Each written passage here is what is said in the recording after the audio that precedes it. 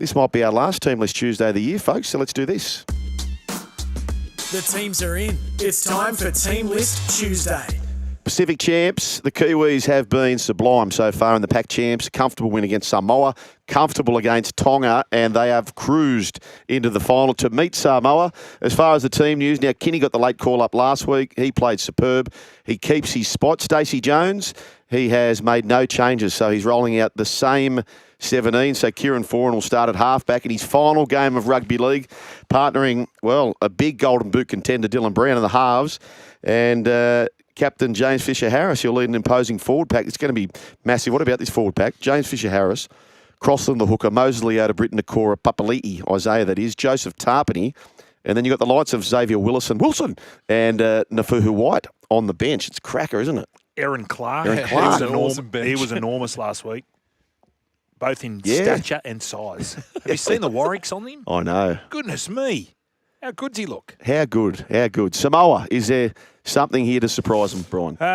Well, yeah, when you look at the team. So Rogers at the back, Brian To'o and Murray, Talangi on the wings, Dean Mariner, Yasoi, Isaac Tungor, halves, Blaze, Talangi and Jerome Luai.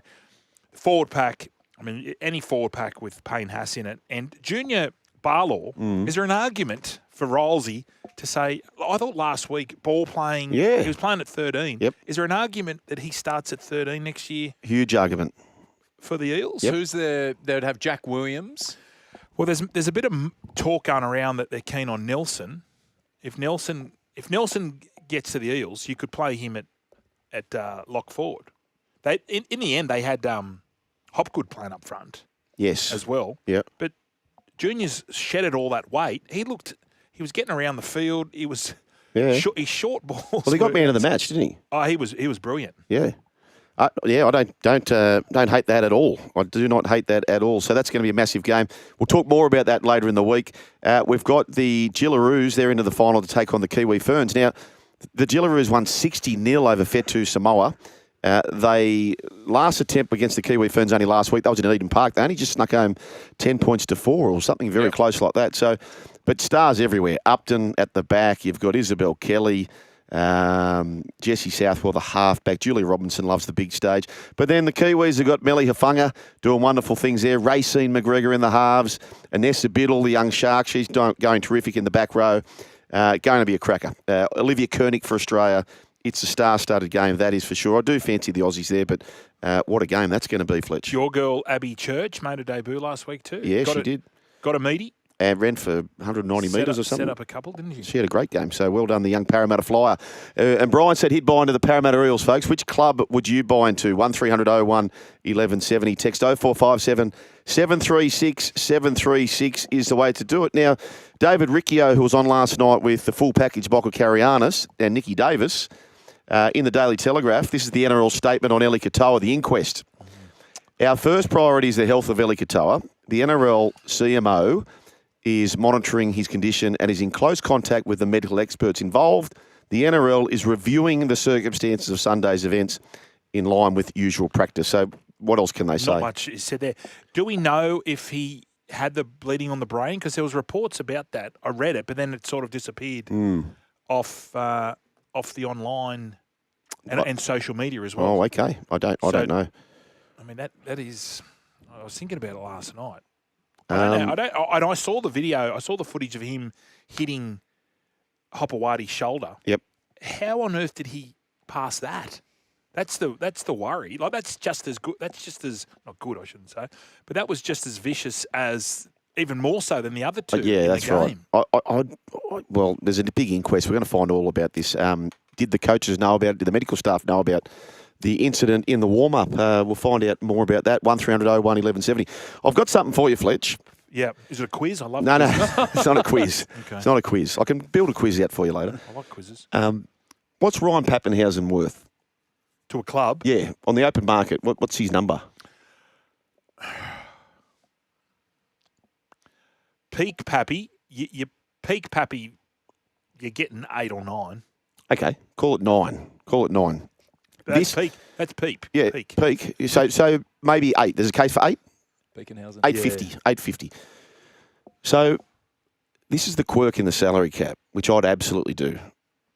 He's having a rest. He feels like he needs a rest. That's how I believe that to be the case. Yeah. If you're a club who needs a fullback, I would go to him right now. And I'd say, Pap, on the 1st of April, April Fool's Day that is, we're going to have a contract for you for the last half of the year. That's the midpoint of the contract. Contracts start November 1. So therefore, you can legally pay him $425,000 if 850 is his notional value. Yep. As a club, I would keep 425 aside and just say, mate, there is an option for you coming. You don't need to start training until February, March. Do it in your own time. You're a professional. You've been in this game long enough. But if you can get him from the 1st of April, Brian, you only pay him half the year's salary, but it's only going into round 5. So that's the rort in the cap that I don't think clubs have really pounced on, is for players like that, you can... You would have to trust. No, it's an option for him. So, but, you've got to... you've got to trust that... Okay, is he allowed... Well, he can't go anywhere else. No, I would say, listen... No, I don't mean that, but is there anything stopping him from getting involved at the club? Not so much training, but going to get used to the plays, or... Do you know what I mean? Like, do you mean like if he starts turning up in February? Yeah. But he doesn't start getting paid to the 1st of April? Yeah, is there something... I don't know, like using the gym and stuff like that? Sneaky go. But I could see that absolutely happening with someone like him. And if you can pick up Ryan Papenhuyzen in round 5 and you're paying him only $450,000 or $425,000, and from his point of view, he hasn't been asked to train since November, win-win, and I reckon that's something that could absolutely happen. 1300 01 1170 is a way to have your say. Kingscliff, Jason standing by. G'day, Jace. Good afternoon, boys. How are we going? Going good, Jace. That's good. Look, this Eli Katoa situation, I've just heard a news thing to say that the people from the Tongan officials, that no one actually knew about the head clash that he had with Hopewadi before the game, and they didn't know about it until after the game. I mean, seriously? I mean, everyone saw it. Everyone at the ground saw it. It was on the big screens. It was a whole lot. I mean, it's an arse-covering exercise that's going on at the moment, and it could have ended up really tragically, mate. I think they need to have a real good serious look at why they let him back on that field in the first place, because if that was a training in an NRL side, or if that was before an NRL game, that's category 1 straight away, because he was laying prone on the ground for a good 30 seconds, 45 seconds before he even got up. So Jace, that video that you saying was shown, who filmed that? Was that? I thought that was just like their club. Was that not the Sky and Z? Oh, okay. So that was them warming up. There's footage of them on the field, or did they warm up in a secondary? No, it was on the field. Okay. It was on the field. And because I didn't see the aftermath. Was he out cold? No, what we saw, I think, on Fox Sports from memory, like it happened pretty quickly, but it was like how they call them play-ons? They come out of the break, and like that's what Fox used it, a slow-mo sort of thing showing the contact. And the host at the time was referencing it, going, "Oh, there's a bit of in the warm-up, there's been an incident, blah, blah, blah, blah. We'll keep you updated." Not verbatim, but that's the vibe of what was said. Oh, okay.